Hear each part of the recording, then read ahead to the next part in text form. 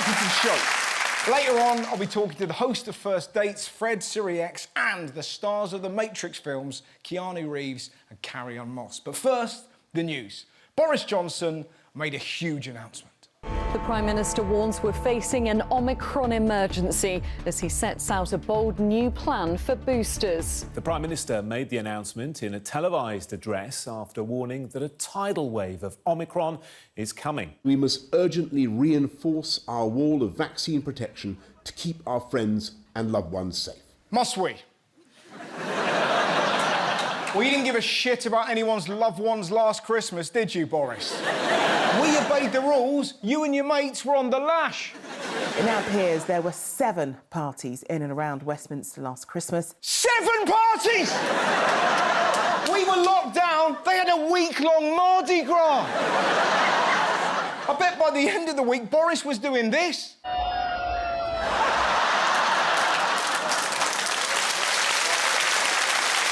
And yet, his ministers are still denying these parties even happened. I don't even know if an event took place, but if it did, that no rules were broken. What a load of shit. The event didn't happen, but if it did happen, then it won't have happened how you think it happened. Case closed, or open. Downing Street advisors were laughing at us. Did you see what they called the party? His fictional party was a business meeting. And it was not socially distanced. It was a business meeting. Really? Because by the end of it, many were rat-arsed. They probably left this business meeting like this.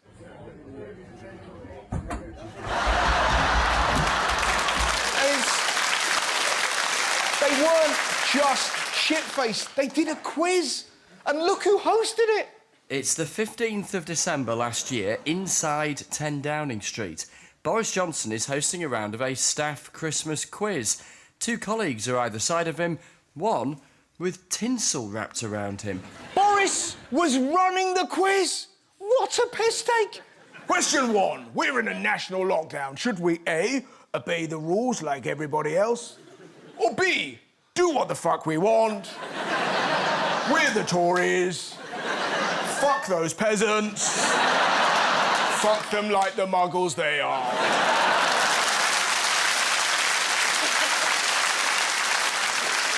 And despite being photographed there, he's still denying it even happened. Mr Johnson has repeatedly said there was no party, that no rules were broken. Now he appears to have ordered an investigation to see if what he was saying was true.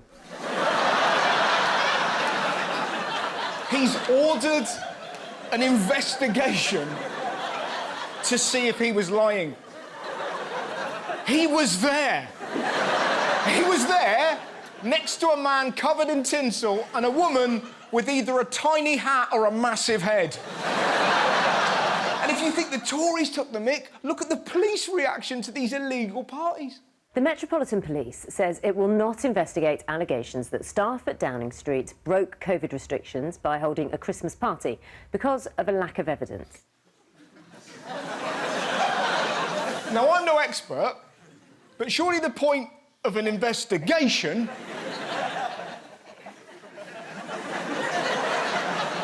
is to find evidence. You know, like a photo. It's like the police have got a dead body on the floor and there's a man in front of them holding a knife, covered in blood, with a T-shirt that says, "It was me. I killed him," and they're like, "I don't know, I'm not seeing it." Boris Johnson's all over the place. I mean, take the new COVID rules. On the one hand, he's saying this. We will reintroduce the guidance to work from home. Then, seconds later, he's saying this. We think that it's OK currently on what we can see to keep going with Christmas parties. So, apparently, this is a COVID hotspot. But this is absolutely fine. It's like, if Boris is suggesting that alcohol makes people in this country more responsible, I refer you to this headline, "Drunk Fought Invisible Man." And in case you're not convinced, never forget that a 25-year-old man in relatively high spirits on a night out in Barnstable, Devon, tried to make love to an ambulance. So, will people follow the new rules? Yes, they will, in possibly the most British way ever. Over 1 million people are going to a Christmas rave at 10 Downing Street this Christmas Eve. Let's all wake up, Boris! Let's all wake up, Boris! So I cannot wait for the moment the police try and arrest them. This isn't a rave, officer. This is a business meeting.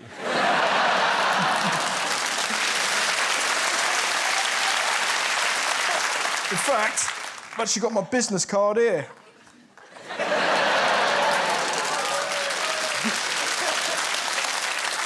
And let's all ignore that my dancing for a rave was that.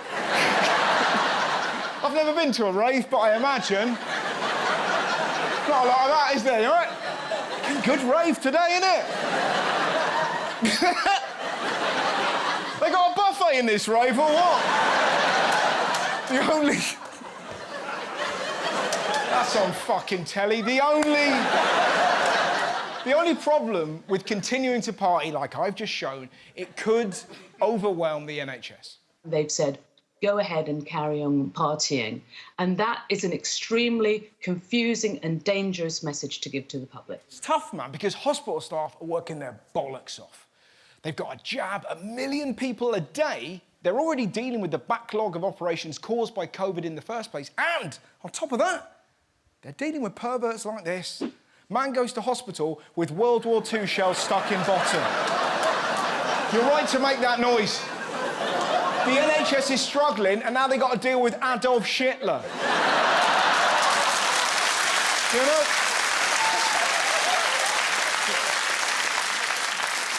Not only is he filthy, he's a liar. He said he put it on the floor, then he slipped and fell on it, and it went up his arse. I slipped, right? And somehow these nipple clamps landed on me, right? And you won't believe this, I was just surrounded by porn. Tell you what, I don't think I'm alone. I would kill to see the footage of him walking into the hospital.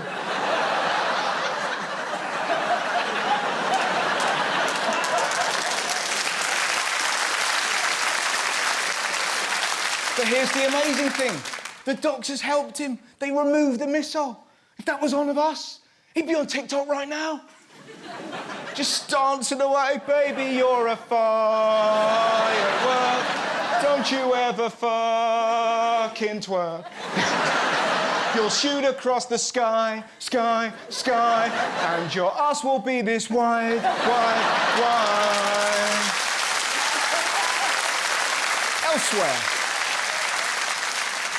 Elsewhere, in a week, when it became clear the government broke their own laws, they decided to get tough on crime. The government reveals its 10-year plan to tackle drug kingpins. And could middle-class users also face losing their passports? Fascinatingly, right, if they want to find out where the drugs are, it shouldn't take them too long. Evidence of cocaine reportedly found in toilets near Boris Johnson's office. I can't believe they found a drug in Boris's toilet that makes you talk bollocks with confidence. Still, at least it's just him. It's not like Rishi Sunak confessed to 2 kids. Yeah, I'm a coke addict. Total coke addict.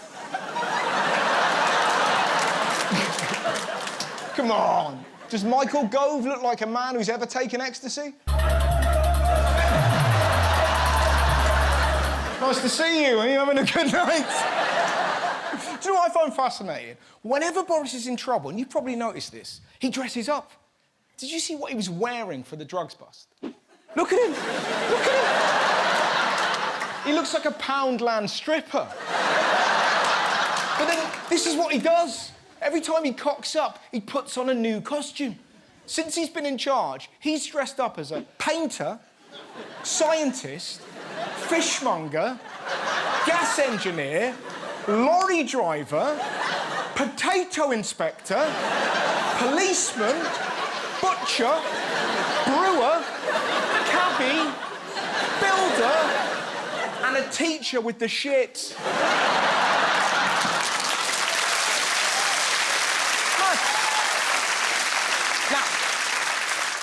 The country might be in a mess, but at least Christmas is around the corner. Trafalgar Square Christmas tree dazzles Londoners on arrival from Oslo. Did it? Did it dazzle people? It looks like it's got some kind of disease and all the leaves have fell off. He's not wrong. Look at this withered mess. Look at it. It looks like it got pulled out of that World War II pervert's arsehole. Still, could have been worse. Creepiest ever Christmas tree with talking face appears in shopping centre. You're telling me it's creepy?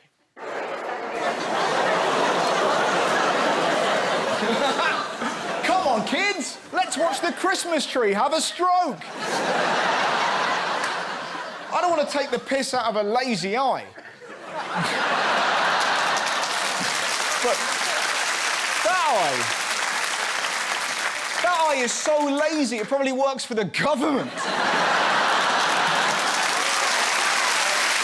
Join me after the break when I'll be chatting to the star of First Dates, Fred Sirieix. I think you must have it. Because you're good looking, you're funny, you've got a beautiful smile. I think you'd be... I mean, if I was, I probably would. Oh, really? But I'm not.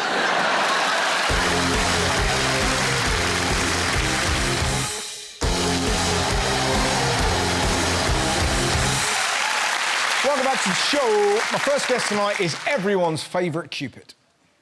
Fred Sirieix is a maitre d' and TV personality. While serving as a general manager at the Michelin-starred restaurant Galvin at Windows, he became known to the wider public for his standout appearance on the BAFTA-winning First Dates. Come on, shake it off. Shake it off. Since then, he's gone on road trips with Gordon Ramsay and Gino D'Acampo, explored remarkable places to eat, and now returns to where it all started for First Dates at Christmas. Ladies and gentlemen, please welcome Fred Sirieix!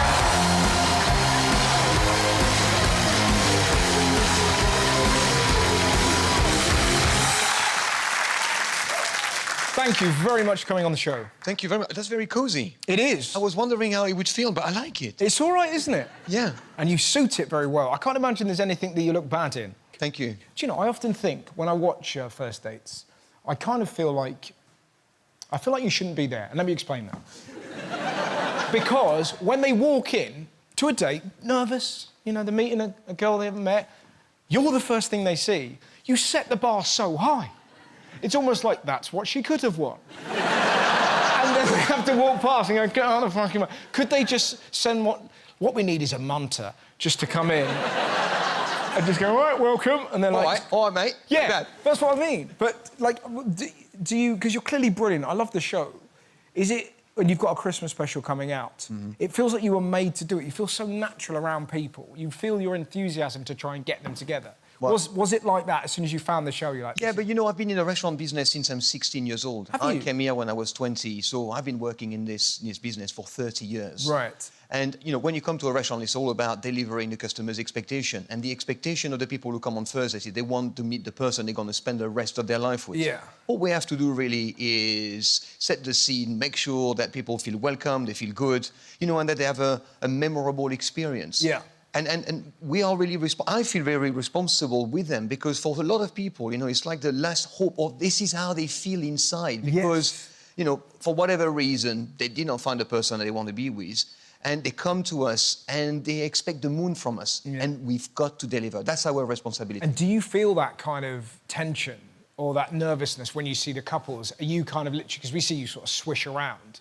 Are you kind of like willing them to get it right? I'm very invested. I mean, you know, our job is to make sure that they get on. I mean, obviously, chemistry, that you cannot fake it. Either people will have it or they don't. But we have a dossier, I mean, as big as this for every single couple. Do you? And we have to write down the reasons why we think they're gonna eat it off, and at what point will they like each other. Yeah. So we have a fairly good idea, but all this is on paper. Yeah. And what happens in real life is completely different. Yeah. You're like the Gandalf of romance. Am I? Yeah. You just feel like... No, but I mean that in a good way. It feels like you're the guy that I would go to. Well, thank you. Because my brother's single. Is he? Yeah. But he wants to meet somebody. Like, do you know what I mean? And he's such a great human being. But he is... I'm not sure if this translates. You know Marmite? Yeah? Yeah. Either you love him or you hate him. This is it. So people that love him. But people that don't, it's like, yeah. And I would say, what would your advice be to somebody that is... Like, I love him. If I was a lady and I wasn't related... You would? Totally. Like that. I think he'd be a lot of fun in the sack. But he's... Do you know what I mean? Do you have advice for somebody like that? Well, I would have to meet him, to talk to him, to see where he's at, what he's feeling, and also what he's looking for. Yeah. How confident is he? Where does he normally go to find a partner? Tinder. Tinder. So, but I think that's... Why not? I mean, I think that dating app is not maybe the answer. I don't think so, because people keep having this conversation with strangers, and they don't mean anything. This conversation, it's just wind.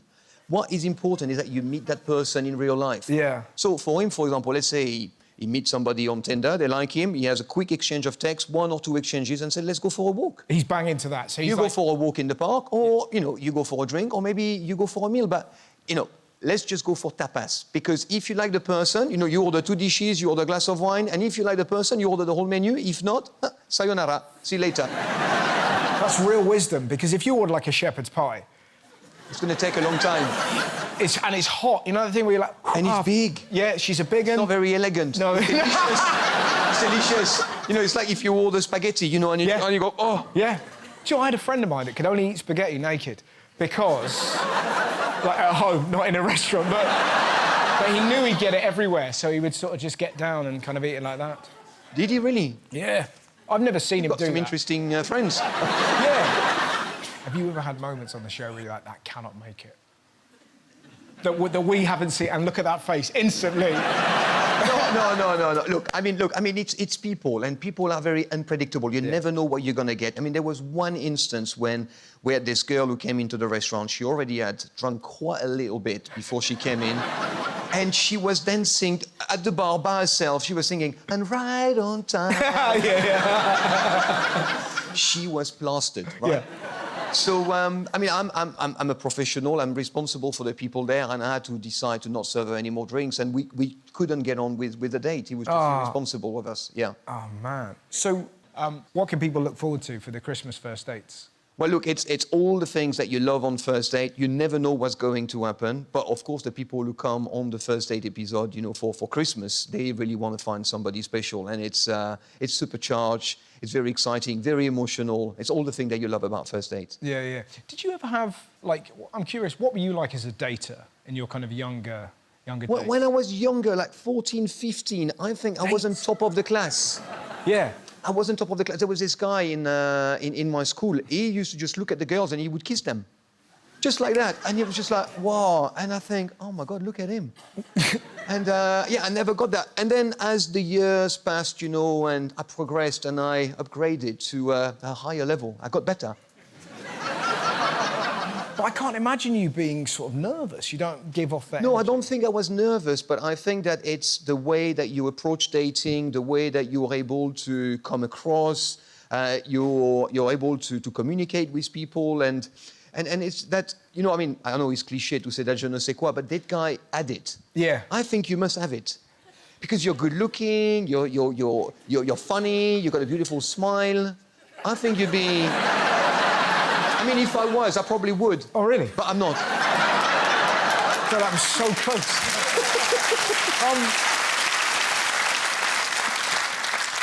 Now, as a maitre d', right, we have this phrase, the customer is always right. It's true. Is it? Because I'm curious, do you not sometimes think, yeah, but that customer's a twat? Look, there are some customers which are twats, but who am I to judge them?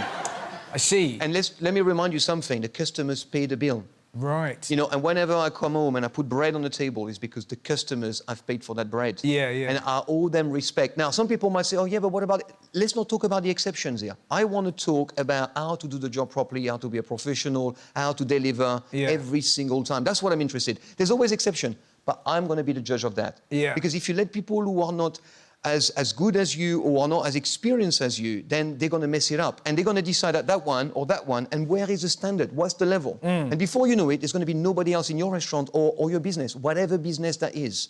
You know, there's one thing, very simple. When you go into a restaurant, this is the way I teach staff, is the person at the reception has got to see, smile and say hello to people before they see, smile and say hello to you. It's about being charming first, being on the front foot. It's my responsibility to make you feel welcome and to make you feel good as soon as you arrive. Yeah. And when you think about dating, it's exactly the same thing. Or if you think about relationship, it's my job to make you feel good, to make you feel that I love you. And I'm going to tell you. I'm going to tell you what I like you. I'm going to tell you what I like about you and how much you mean to me. And because I say that, you know, it's like if I smile, you're going to smile back. Yeah. You've got to be on the front foot. And totally. It's about giving first and giving generously. And that's a principle I live by with work, with my relationship, with everything that I do. Because sometimes you find couples and they say, oh, my husband, my wife, you know, they never do this, they never do that. But what about you? Do you do it? Do you give first? And if you do, then they're going to give back. Wisdom. I love it. The other thing I'm interested, you're an incredibly busy man because you're also doing Christmas Strictly this year, aren't you? Yeah. Is that not terrifying? Yeah. Was it? I was so scared. I was so scared. Then they called me and I was like, oh my God, I'm scared. My ticker was just like, tick, tick, tick, tick, tick, tick. And I thought to myself, I've got to do it because I couldn't refuse because I was so scared. Right. What were you frightened about? Well, I was frightened of not being able to dance, making a fool of myself. You know, the kids are going to be watching and I'm like, oh my God, if I can't pull it off. And then I was wondering whether I was going to be able to, when I'm on stage and they call my name and say, now it's Fred, am I going to be petrified with fear and not able to remember or make stupid mistakes like I wouldn't have done in training? Yeah. So it's self-doubt. And it's a funny thing, confidence, because I'm a confident guy, I'm not shy. But, you know, it's every time you do something that pushes you, then this is when you get better at it. And because you delivered, you did something that you didn't know that you could do, that gives you the confidence. So the more you put yourself in a situation and the more you come out on the other side, the better you feel. I mean, that's for me. The thing that intrigues me is that you say you were nervous about dancing, but I've actually found a clip of you, and this would suggest otherwise.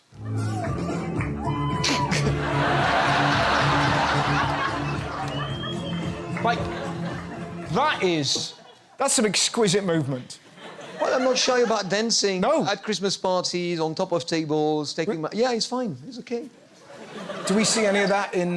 Because if you do that, I mean, you're going to kill a lot of 40-year-old women. Like, you can feel the energy in the room already. Like, yeah, do it. It was a fun night. It was a fun night. Excellent. And what are your Christmas plans? What do you do? Christmas, look, I'm hoping my parents are gonna come. I mean, they couldn't come last year. My brother is here, so his children, my children. So, you know, it's about getting the family together. It's important for all of us to be together. Yeah, and do you do the cooking now, or are you kind of the orchestrator? Do you feel that responsibility to be the maitre d' of Christmas? No, I do the cooking. I think that my children think I'm the waiter at home, actually. Can you get me that? Can you get me that? I'm like the waiter there, you know what I mean? I've got to do everything. Well, that's an interesting question. So do you treat them... Is the customer always right, even if the customer's your child and it's annoying you? Look, my children are the best thing I've done and the best thing I will always do, ever do. So... It's incredible. Well, your daughter, an Olympian as well. I know. How wild must that be? Yeah, I think it's amazing. I mean, you see, it's luck that she is an Olympian because when she was at primary school, there was a testing day and the local diving club came and looked at the kids and, you know, they just test them on agility and strength and basic exercise that you would do for diving. And then she got selected. She went on to dive. You know, and you're a little girl, you're 7, and you jump off the pool, and then you do more complicated dive. And before you know it, you're in the Olympics, and you're the 7th best diver in the world. It's just insane. You also run an amazing charity called The Right Course. Could you tell us a bit about that? So basically what we do, we transform prison mess, staff mess, into fully functioning restaurants run by the prisoners for the benefit of the prison staff and the contractors. So they run the show on the front of house, they also cook. And they are there at the end of their sentence. So the last restaurant we open is in Wormwood Scrubs. And so, because it's about reducing reoffending, which is about 40 to 80% depending on the offence. Yep. And so one of the hurdles of not reoffending is having a job upon release. Yes. So obviously they do qualifications and they do the training, on-the-job training. So when they are ready to go, then we put them forward for interviews with employers and they can get a job. But also it's about reducing the skill shortage and the staff shortage in hospitality, which is just massive now after Brexit and after COVID. So it's massive. So it's 2 birds, 1 stone. It's sort of that the age-old thing, isn't it? Rehabilitation is far better than revenge. because you're literally giving people an opportunity. There's a lot of stigma attached to prison. Oh, yeah, they're in prison for a reason, we should leave them there. But I believe genuinely that prison is not the answer. Of course, if somebody is dangerous and they kill whatever, you've got to lock them away and you've got to find a solution to protect the public. But the people who are there, I mean, the reason why I started this is because I've had a very happy childhood. I've had everything. Parents are loving, you know, supportive. You know, I'm still scared of mum and dad and what they think. But these kids, they did not have that. I mean, these kids are 25, 30 years old people, right? And they did not have that. You know, some of them, maybe their parents had died and somebody was drug addict, they were stealing, you know, and it was in the family. And so how do you expect people to get out of that cycle if they were brought up in that cycle? So we need to do something if they did not have it from the start. I was very lucky to be born where I was born. Very lucky. But not everybody had that chance. Yeah, really interesting, man. Commendable. We should say before we go, when does Christmas First Dates air? 22nd of December. I think it's 9 o'clock. It's always 9 o'clock, so let's say it's 9 o'clock. It's 9 o'clock. Excellent. Look forward to that. Ladies and gentlemen, please give up for the wonderful Fred Sirieix. Now it's time for Playground Politics, and this week it's all about Christmas.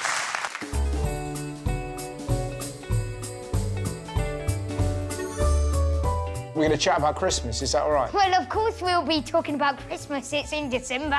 I know. Yeah. What do you want for Christmas? All I want for Christmas is...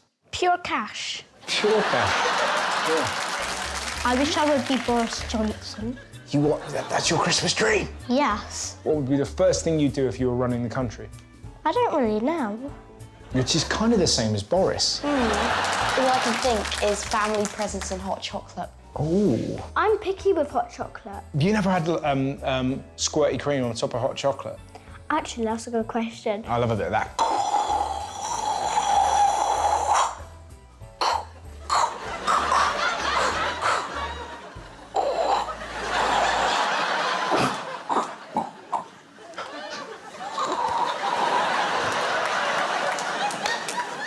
I've never seen a human being look more disappointed. I was thinking something's wrong with him. Yeah. The UK's had a couple of shortages.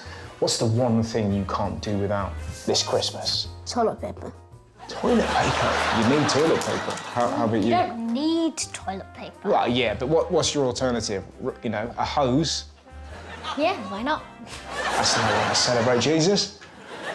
Are you worried because of COVID that Christmas might be cancelled? No. Funny you should ask that, actually, Yeah. because my mum was saying we'll probably be going in a lockdown. And then my uncle, his name's Robin, but I call him Uncle Bob ever since I was a child. I don't know why. He said that I doubt they will because that'll just be one big riot and they probably won't. Hang on a minute, so Bob's actually your uncle?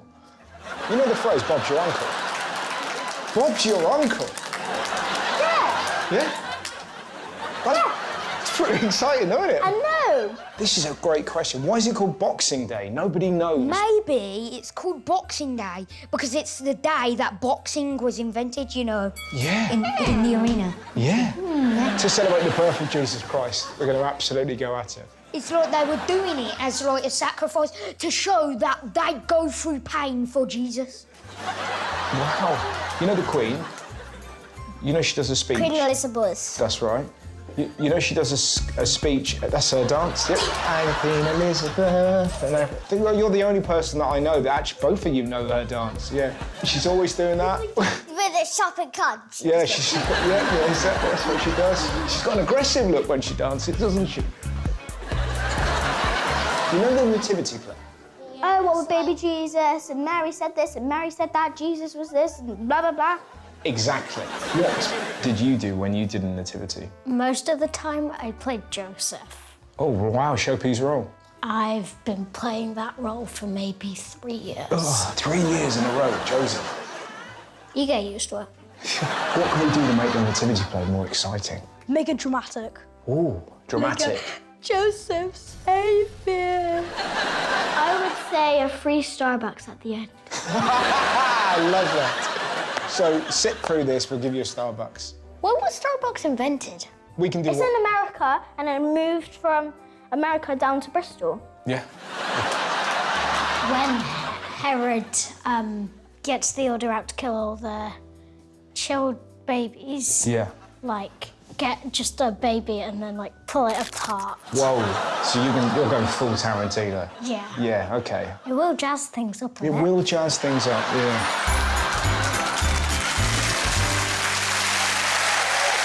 Now it's time for a special edition of The Spotlight. Please welcome Flo and Joan with a lovely song about New Year's. Flo and Joan, let's go!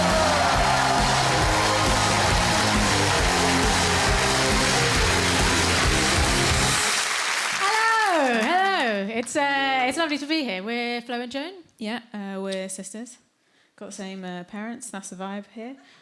We're really excited actually to be back doing kind of live stuff again because we spent the last sort of year or so. We had to put all of our stuff online and it didn't work for us. It wasn't really going so well because we found like there were just lots of people in our audiences who didn't get what they were hoping for when they Googled performing sisters online. So we sort of thank you all in advance for keeping your clothes on this evening. That would be really good for us.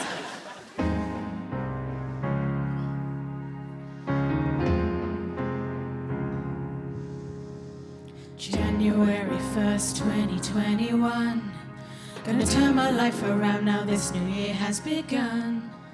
Gonna eat more spinach, gonna clean my house, and go swimming 3 times a week. And here I stand at the end of the year, looking back, knowing that I never did it. You know I never did it. February 1st, 2021. Said this would be the month that I'd go for a run. And I did once, then never again. But I did say I would learn the guitar. And you know I never did. Surprised I never did. Got a fridge of rotten spinach and a shitty guitar. And a swimming cap that I'll never use. At least I can't repurpose that cap into you can't repurpose a swimming cap. Oh, oh, oh, oh. Unless a hamster needs a parachute. Oh, oh. March 1st, didn't even give it a try. April 1st, spent the whole month drunk. May 1st, promised myself I would bake a cake. And I baked a cake. And it tasted shit. June 1st is a month in the year. July 1st, tried to sell a taper swimming cap to a hamster's back. August 1st, and I'll be kinder to myself. Then I remembered I'm the idiot who can't make a cake. September 1st, spent the month shouting at the news. October 1st, spent the month shouting at the news. November 1st, spent the month shouting at my phone and the news and myself and that stupid shitty cake. No, I didn't even throw it in the bin, 'cause I'm a lazy pig. Oh, guitar solo. So I stand looking forward to the new, with all my resolutions for 2022. And you know I'm gonna do them. This time I'm gonna do them. Gonna make $1 million, gonna fly a boat. Fuck it, I'll even run for Prime Minister. 'Cause you know we need a new one. You know we need a new one. And anyone can do it. Clearly anyone can do it. At this point I'd even take a hamster in a parachute. Yeah, I'm gonna do it. Ladies and gentlemen, the wonderful Flo and Joan! See you after the break when I'll be chatting to the stars of The Matrix Resurrection, Keanu Reeves and Carrie-Anne. I love the film, by the way. You know, obviously the last one was made in 1999. You're both, you know, slightly older now. Was it? You know, you're not in the winter existence, but at the beginning. Come of on, the just say it. We're older, and was it hard to do the action?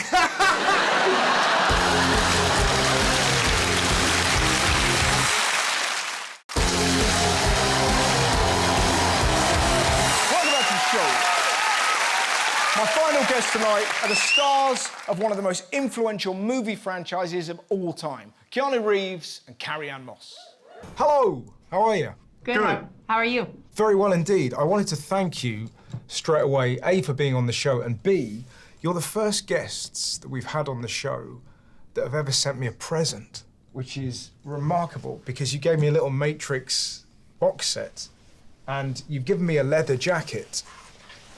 And I tried the leather jacket on, and you guys look exemplary in yours. But I kind of look like a man who works in a Berlin sex club. How's it going, Hugo? It does, doesn't it? And I was I'm one of those unfortunate men that leather and me don't work. And I wanted to know, because you both look so fantastic in your leather, do you have clothes that you just can't rock? I don't know. Those don't usually make it to the wardrobe, do they? Or No. If I don't rock them anymore, they're gone. Right? And They're gone. I think you just need the leather Yeah. jacket altered for you, and then it would look great on you. It just doesn't. You just need it altered, fitting you well. What a positive way of looking at it, because my wife would look at that very differently, and she would be more like, "You're not coming out with me wearing that. You look a fucking disgrace." Oh my God! Very much kind of pull it in, keep it neat. I loved the film, by the way. It kind of gave me the chills. Oh, great! And you know, obviously the last one was made in 1999. You're both, you know, slightly older now. Was it? You know, you're not in the winter of existence, but at the beginning Come of on, the just autumn, say which it. is- We're older, and was it hard to do the action? but I was so impressed because it looked like you handled the stunts really well. Was it a challenge or was it easy? Yeah, definitely had to take care of recovery a little bit better. You know, but so I felt the years, but you know, it was also cool to be able to do what I could do. What are your secrets? You don't look like you've aged. Blood. I drink blood. That's kind of you to say. That was like a really awkward speed date for a second, wasn't it? but it didn't look like you looked that much different from 1999. I was curious. Is that how that felt to you? Because it sure didn't feel like that to me.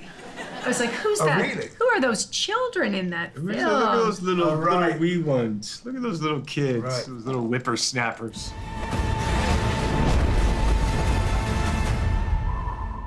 I was curious, how high up were you when you jump off the building? I like to say that we were about 46 stories, and Carrie-Anne likes to say 500 feet. Which sounds higher to you? The stories, I think. Oh. Oddly. I don't know why. Interesting. But also it gives it slightly more peril because you think of all the people that you're flashing past. Interesting. Yeah, so it was about that high. Okay, and are you sort of natural thrill seekers? Is that easy? I think I have a little bit of a do. thrill. I- Just a I- smidgy-widgy. I don't have any thrill seeking in me.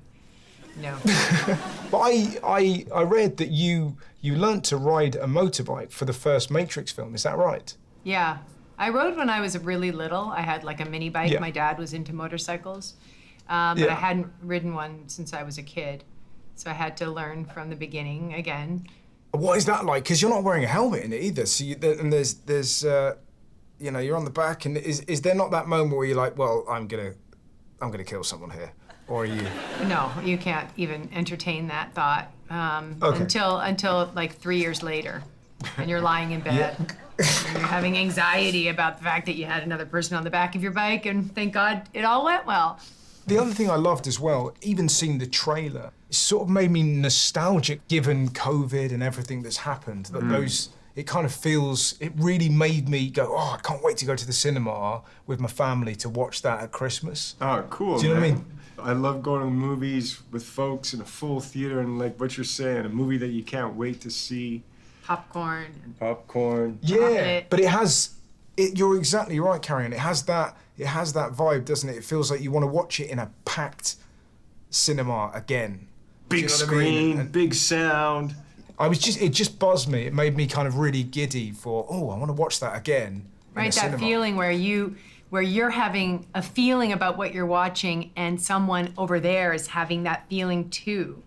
That there's something about that just brings you together in a way that I've always loved about going to the movies. And I remember when I watched the first Matrix in a theater, not the premiere theater, but like a theater, a real theater.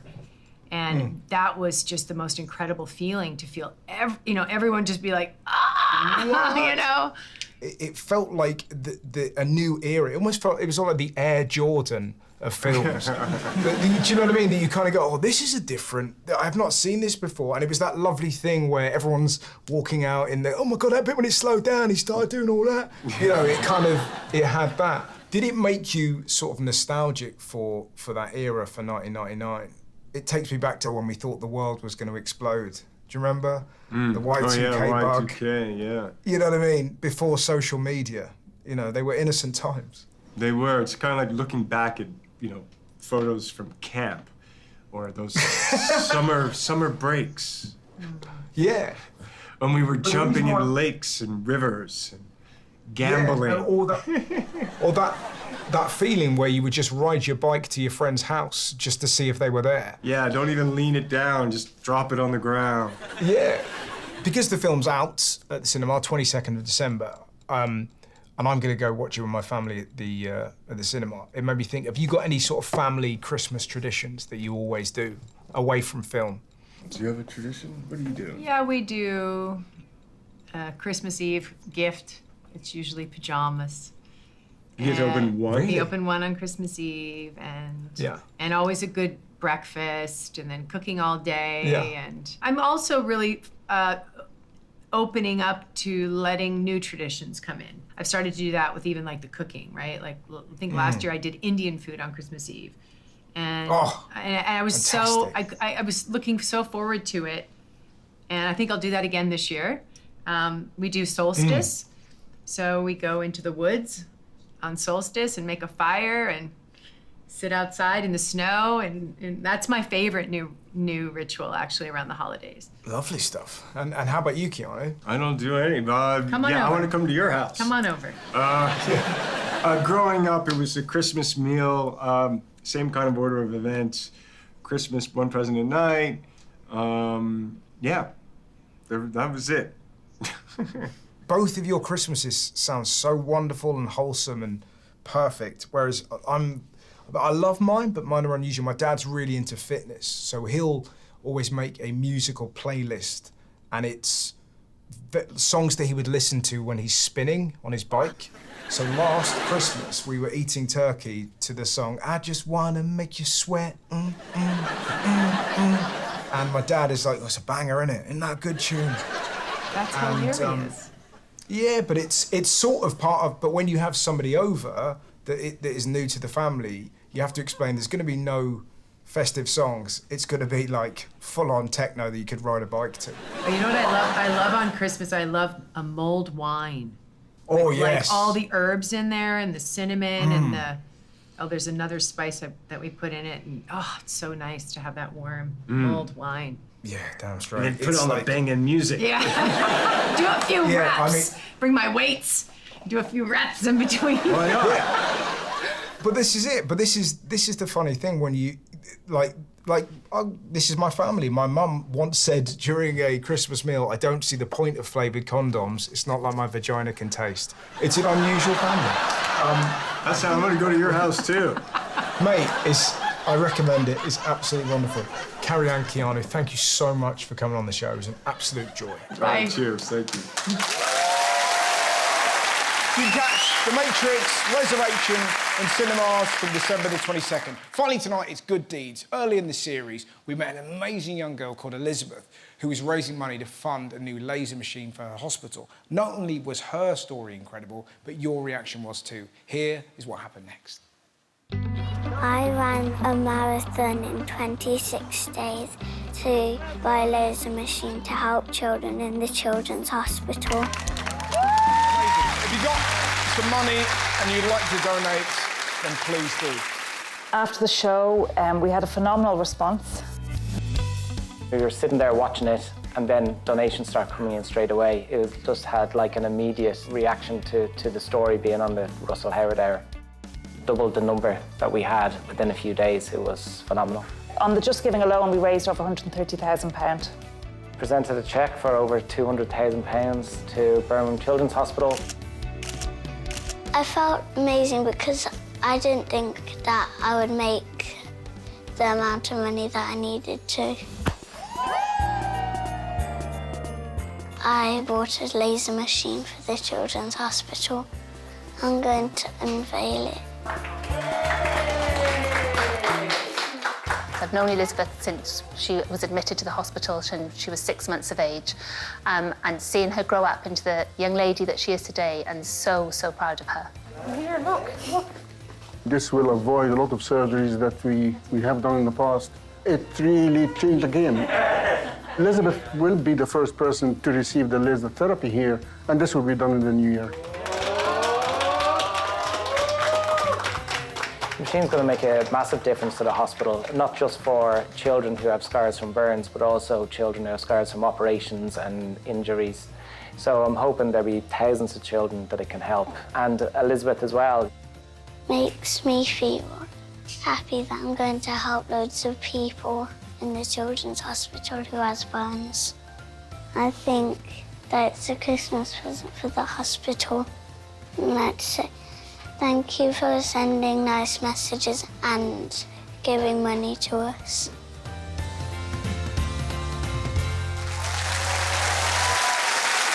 Lovely, lovely, lovely. Thanks for watching the show. We'll be back with a special compilation next week. Goodbye!